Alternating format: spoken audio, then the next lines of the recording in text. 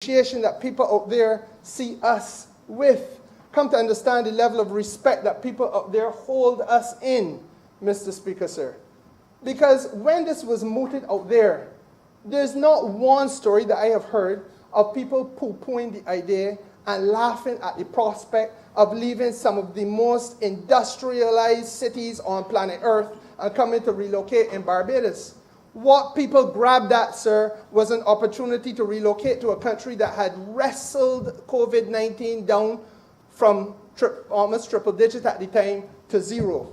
A country, sir, that had demonstrated that even in the midst of treating to COVID-19, we were able to reach out to the international cruise community and bring ships that had nothing to do with the itinerary called the Eastern Caribbean or a stop called Barbados to this place to repatriate thousands upon thousands upon thousands of people back to the Philippines, back to all parts of planet Earth, Mr. Speaker, sir, through the Bridgetown Seaport and the Grantley Adams International Airport, when from the United States in the north, right across Europe, had been closing their doors to cruise traffic. And people watched this little island from a distance and were amazed, not only that we had the gumption to do it, not only that we had the courage of our convictions to confront the criticism of people who said that we should not do it and that we could not do it, but that we did it and did it safely. And that for all of those thousands of people who were repatriated, Mr. Speaker, sir, we built out a system of protocols so that there's not a fellow who's working as a stakeholder in customs or in immigration or in port health who has come down with the COVID-19 disease, but we have been able to successfully do the repatriation. There's nowhere else in the world that can tell that story, Mr. Speaker, sir. And therefore, when the offer was made to come to Barbados and see how this crisis can be managed, I think part of the reaction was, but that is a place that I would want to associate with, though, because there's a little rock, but they seem to understand what's going on and how to handle what is going on. And I think, Mr. Speaker, sir, that it is a wonderful story for us to be able to tell. Now, we have, I think, sir, to also be mindful of the fact that we are not seeking, as I've said before, but perhaps some would say too bluntly, to invite to Barbados' shores those people who might loosely be called the scum of the earth. The reality is, Mr. Speaker, sir, we are inviting people who are able to establish that they do not have any prior conviction. All and sundry ain't gonna just show up, but you have to have your application scrubbed against the databases of places like Interpol, and that is a standard thing we do by way of advanced passenger information now on virtually anybody who's coming into Barbados. So we already know from the time you leave London and you're on board a British Airways flight here or Virgin Atlantic, we already know who you are. And there's some advanced knowledge that immigration has on you. And sir, the same principle applies. So that the naysayers and critics must not get themselves wrapped up in any nonsense about us not being able to police this properly, because the Interpol database, for example, is a database that will carry information on all those people at a level that we would deem to be of sufficient importance that we would know. And therefore, enough said on that. Obviously, you have to come with a valid passport, but so too does any other tourist coming into the island.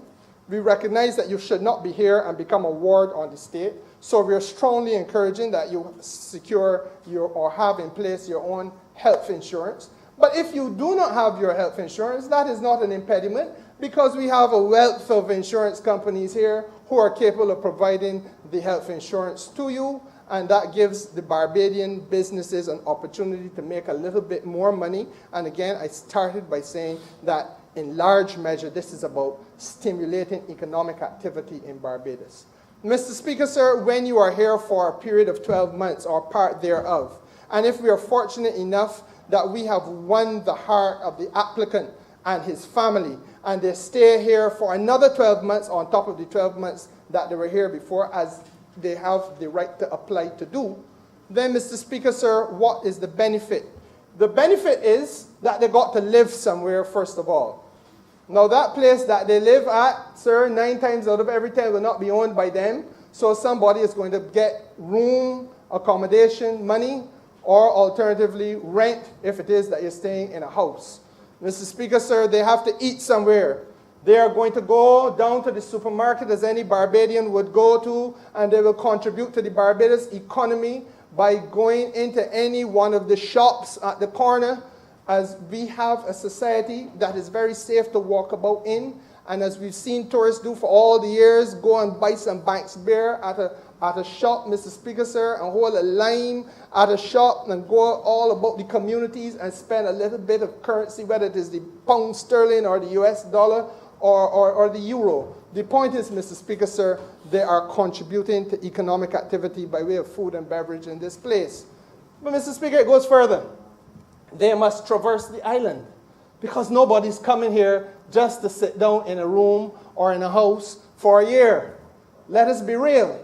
So what is the other advantage? The advantage is that you will find some carriers renting. Maybe 1 or 2 might be purchased, Mr. Speaker, sir. If it ain't purchased, then the Minister of Public Works will make a lot of revenue come in by way of bus fares, Mr. Speaker, sir, and they will be going into the city of Bridgetown and into Holetown and into Oistins, and once again commingling with the people there, and part and parcel of all of that too is more economic activity.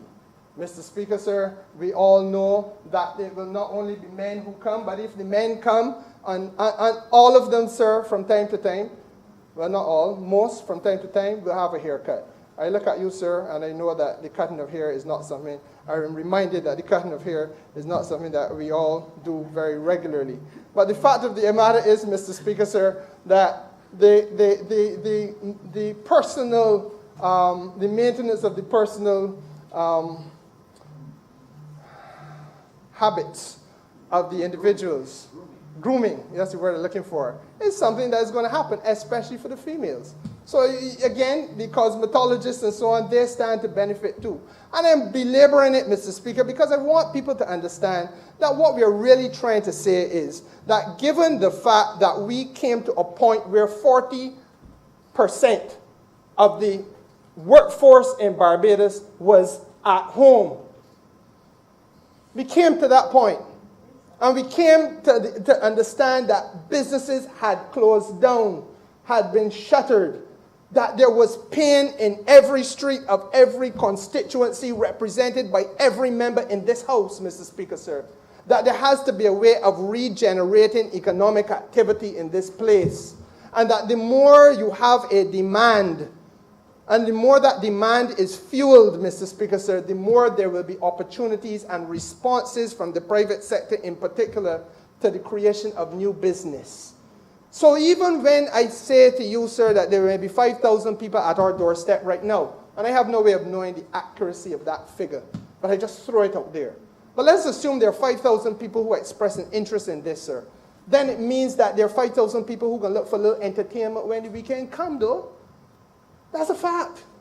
And where would they be finding their entertainment? It means that people who are involved, sir, in those things like putting on events and DJing and that type of stuff, sir, that gives them a lease on life that they do not now have when everything is on pause. And this is once again about accelerating the heartbeat of the economy of Barbados. And Mr. Speaker, sir, I think that the other point that has to be made is that we require a proof of income. Now, we have set the bar deliberately reasonably low. I am aware that there's a recent expression of a similar type of offer. And as the Prime Minister said, imitation is the most sincere form of flattery. And they have chosen to pitch their offer more at the student community. Well, fair enough. That too is a market. We have sought to pitch our offer, Mr. Speaker, sir, at a level where at 50,000 US dollars is your income. We believe that it is a middle income level. Not below that, we are not taking it on, but 50,000 and above And why? Because one of the things we want people to be here to do is to be able to contribute, sir, by way of the maintenance of their lifestyle, but do it in Barbados. And they therefore have some money in their pocket, which might be called discretionary income. And that discretionary income, we then encourage to be part of the spend on island. It keeps the Minister of Culture happy. It keeps the people who are part of the cultural industries of Barbados happy. It keeps the Minister of Agriculture happy. And the people who are part of the agriculture industry in Barbados happy. Mr. Speaker, sir, it would be foolhardy to believe that 1,000 people could come here and spend a year and not one of them tech sick or need to go to the doctor. And therefore, sir, the professionals in the medical health system are kept happy because there's a little bit more to go around. Mr. Speaker, sir, for the benefit of the leader of the opposition, it would be even more foolhardy to believe that even 500 came, that none of them would go to church when a Sunday come. And when they go to church, sir, and they leave a Canadian dollar in the collection or a US dollar, sir, it keeps the clergy. The tithing helps the clergy. Sir, and Mr. Speaker, sir, and that is what this is about. It is about the stimulation, sir, of activity in every sphere and in every sector of the Barbados economy at a time when, if we did not do this, we would all be sitting down and wondering, but if you got COVID there, and you have to go through all the testing and so on here, and then you're putting a man in quarantine as he get here, then who is going to want to come? Mr. Speaker, sir, I ask you the question. If you had to travel tomorrow on vacation and pick up your hard-earned year's savings to take your spouse and your offspring on a vacation, Mr. Speaker, sir, but you are told at the point of entry, well, you're here for 2 weeks, sir, but you're going to spend 2 weeks in quarantine. Would you be going anywhere? And the answer is no. Nobody's going to do that. However, if you're going to be spending a year and you don't have any problem with spending a period of time with 2 weeks in quarantine, but that's a small thing. Get that behind you. And that, therefore, sir, gives us the opportunity of getting the footfall and the traffic, attracting the spend, while at the same time getting around the perceived hardship of... Y'all remember has 2 more minutes. And I had said I was going to speak very briefly, sir. And anyway, let me also then simply say, sir, that we were trying to get around the perceived hardship of asking an ordinary visitor to the island to quarantine and therefore ruin part of his or her vacation. I think, Mr. Speaker, sir, that once again, this demonstrates the creativity and certainly, sir, the passion that has been brought to this office by the illustrious Prime Minister of Barbados. I believe, Mr. Speaker, sir, that it would be true to say the Minister of Immigration would bear me out on this, that we were not just pushed and prodded, but urged in the most strenuous way to deliver on this in the shortest possible time. I believe, Mr. Speaker, sir, that we have come to understand that there is a determination, not only on the part of the Prime Minister, but I am pleased, sir, to be able to say I enjoy the companionship of a cabinet, the collegiality of a cabinet, where there is a weekly display of determination to find a way around the challenges that are presented by the age in which we live. This is unprecedented stuff, Mr. Speaker, sir. There have been difficult times. The leader of the opposition and I were in a cabinet which endured difficult times on occasion then. But this, sir, is unprecedented hardship that the world is facing.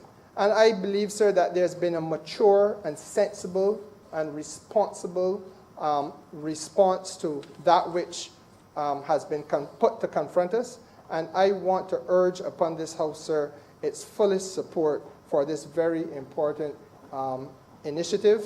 And I believe that it goes a long way to helping us to advance the interests of the tourism and hospitality sector in Barbados, while at the same time promoting the economic well-being of the country and the people that we are here to serve. I am obliged to you, Mr. Speaker.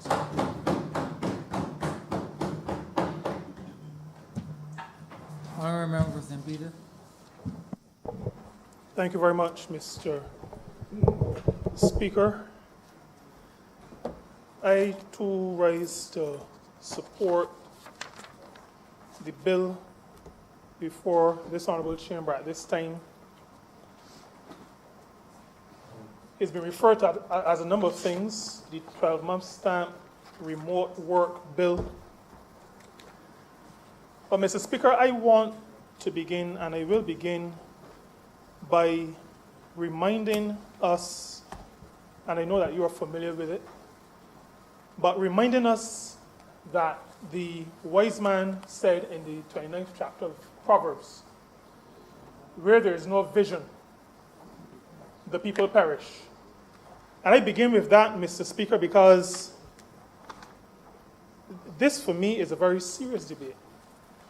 The bill is a very short bill, but the debate is a very serious one, because the debate and the bill that the debate is about represents, in my mind, vision, strategic vision, and leadership of the highest order.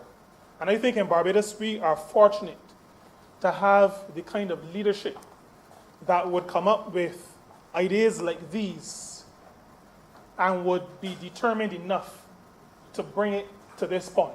And I think we ought to be really cognizant and happy about having that kind of leadership in our country.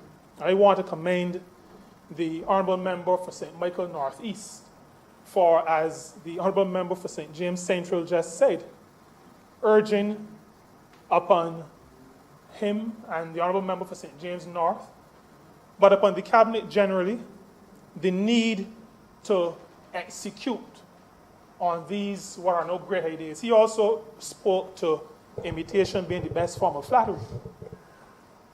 Because when leadership is demonstrated, when leadership is seen, then others want to, I think the Honourable Member would want to say copy.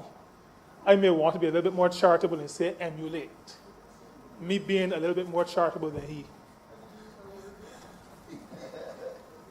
Mr. Speaker, the Barbados economy is facing a challenge. While that is self-evident from the perspective of most people, it is a matter that needs to be restated. And I say that because there are still some who believe that we can live and eat without economic activity. I do not blame them for that.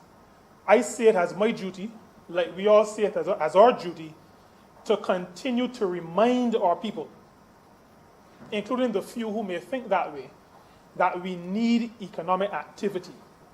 Whether that economic activity is in the form of reaping from a kitchen garden and selling from in front of your house, to resuscitating our tourism industry.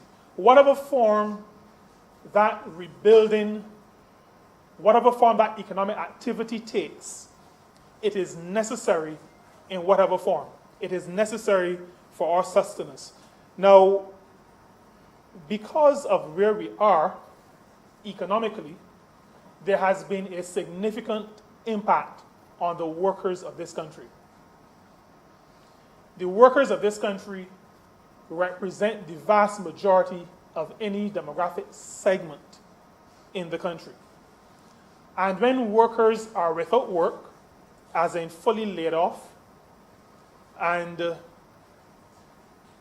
some of those persons who are laid off are receiving benefits from the National Insurance Scheme. But there are some others, even though we've tried to cast the net as far as is possible, there are others who are not receiving benefits from the National Insurance Scheme. When workers are not receiving income, they are in trouble. They are in trouble. And a country has then to do whatever it needs to do to make sure that those persons are at least able to eat. Or in Barbados, we would say, to keep body and soul together. No fancy stuff, but you have to survive. And so there is that additional pressure on the country as a whole. But there is a humanity to workers that I keep coming back to. When a person does not have a job, that person is deprived from the fulfillment that comes with working, contributing, earning, and being able to support those who depend on that worker. And I want to say but I don't know if this is sexist or not, but it doesn't really matter to me in this context. Because in my own experience as a member of parliament, I get the impression, so this is not scientific, but I get the impression that men suffer greatly when they're not able to support those who they believe are dependent upon them. And that is something that is debilitating for people. It robs people of their personhood, men of their manhood, women of their womanhood. It deprives people of the satisfaction that comes with working and contributing, earning, and being able to support their families. Particularly though, Mr. Speaker, the matter of the tourism industry is one that has to be of significant concern to the country. Because the tourism industry, the impact of the industry on the international reserves is more than the direct impact of the industry on the gross domestic product. Barbados's international reserves, in significant measure, depends on inflows from the tourism industry. And in spite of the fact that there are corresponding outflows built into our structure of tourism, the net impact is significantly positive when compared to other sectors in this country. So that when there is a reduction or an almost elimination of our tourism industry, there is the corresponding effect on our international reserves. I've said before, and I repeat a lot of stuff that is some people believe is too obvious for repeating. But Mr. Speaker, the cell phone that I have, the pens that I write with, the paper that I write on, are all imported. They cannot be paid for with Barbados dollars. International currency is needed to pay for the simplest of things. I used to include in the list Remy and other things, but somebody told me that I was being unfair to ladies and maybe a little bit biased and patriarchal. So I am not going there, but some very simple things that we sometimes take for granted have to be purchased using foreign currency. So that, Mr. Speaker, the state of the economy at this point, especially with tourism not being able to function the way tourism functions for us, impacts life in Barbados. And so there is need to do what is necessary to get tourism going again, but to get it going safely. At the level of the social partnership, we have determined and agreed as a partnership that as a country, we will be providing for safe people, safe work in a safe country. So we've adopted as our mantra, safe people doing safe work in a safe country. And we've adopted that mantra because our primary responsibility is to our people, so that our people must be safe. And in order to make our people safe, or to ensure that our people are as safe as possible, the Honourable Member for St. Michael Northeast mentioned this morning that we would have put significant resources into the building out of our health infrastructure. We had significant assistance. We used our resources, that which we had, those that were given to us to ensure that we created the facilities, obtained the equipment that would allow for the safety of our people. The matter of creating protocols and issuing directives, all the work done by the honorable member for the city, the one we used to, I think sometimes used to joke and call him Colonel, but I think his work and his leadership in this matter of the COVID-19 pandemic reinforces the correctness of the attribution. Lieutenant Colonel, well, I can't call his name, but the honorable member for the city. And he has done sterling work to ensure that our people are safe. But in order for the people to remain safe, there has to be economic activity.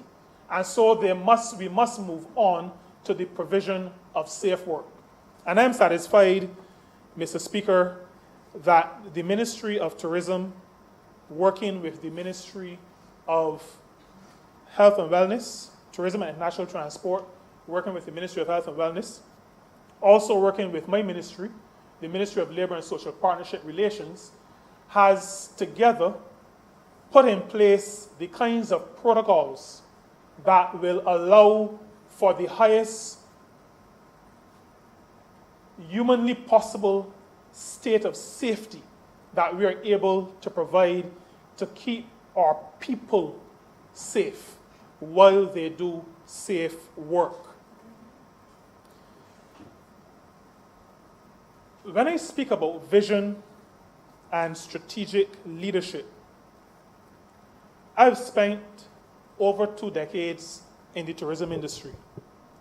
And in that industry, we are fond of talking about length of stay. Because the greater the length of stay, and you'd have heard the Honorable Member of St. James Central refer to this on a number of occasions, the longer the length of stay, the higher the spend. I did a little calculation, and my brain might begin a little bit rusty because I had to go to my calculator. And I divided 365 by 10. I think it was only after I did the calculation that I realized I probably could have done it in my head.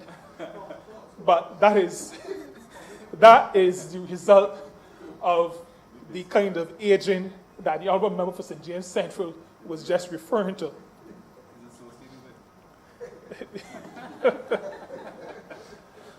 But when I divide 365 by 10, and I'm using 10 as an estimate for a decent length of stay, combining Europe and the UK with North America,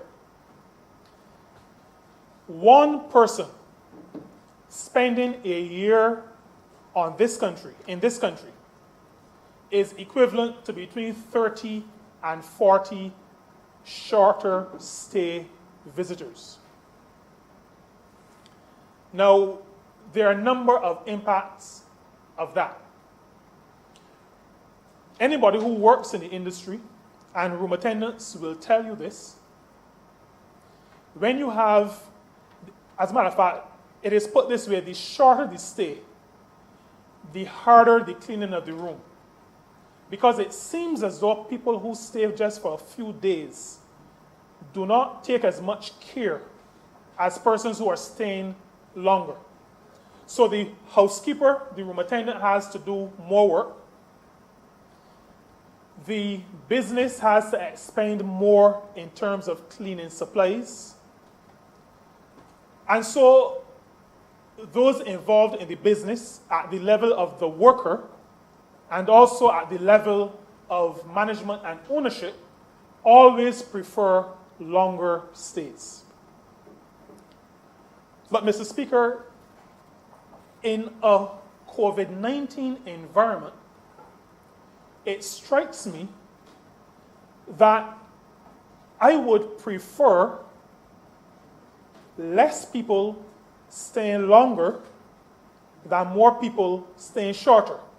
Because if the risk of infection lies with people, then if I can